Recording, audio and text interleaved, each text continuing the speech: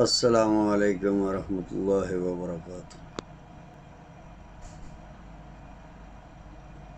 سب باتیں اپنی جگہ، زندگی گزارنے کے طریقے اپنی جگہ، نان نفقہ اپنی جگہ، روزی روٹی اپنی جگہ، لیکن ایک چیز جس کی اشہد ضرورت ہے وہ ہے مسلمانوں کی ایمانی غیرت جگانے کا تقاضا جو ہے۔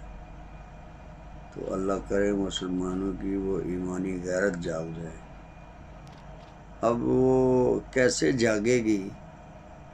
اور ہر بندے کے اندر جاگے، ہر کلمہ گو کے اندر جاگے، تو جیسا بالاتفاق ایک بات کی کہ آقا کریم صلی اللہ علیہ وسلم جنہوں نے اللہ کا بتایا، جنہوں نے ہر بات کا بتایا کہ یہ زندگی گزارنے کا ہر طریقہ بتایا، اور فرمایا اولین آخرین کا علم میرے خدا نے مجھے دیا ہے، تو ان پر درود ہر وقت پڑھنے سے وہ قوت ایمانی جاگ جائے گی اور وہ غیرت اندر پیدا ہو جائے گی۔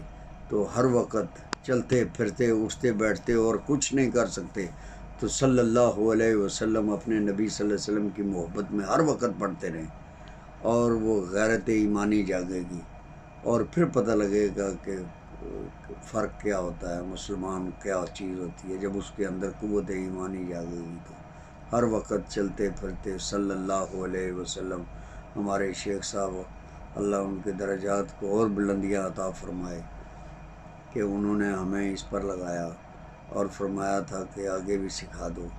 تو سب کو چاہیے کہ اس درود پاک کو پورے ہمارے ملک میں بلکہ پوری دنیا میں مسلمانوں میں ایسے پھیلا دیں کہ ہر بندے کی زبان پر ہر وقت صلی اللہ علیہ وسلم ہو، اور جب ہر ایک کا درود وہاں پہنچے گا، وہ سنیں گے، توجہ دیں گے، نظر کریں گے، تو سارے معاملے آسانی کی طرف جائیں گے انشاءاللہ تعالی۔ السلام علیکم ورحمۃ اللہ وبرکاتہ۔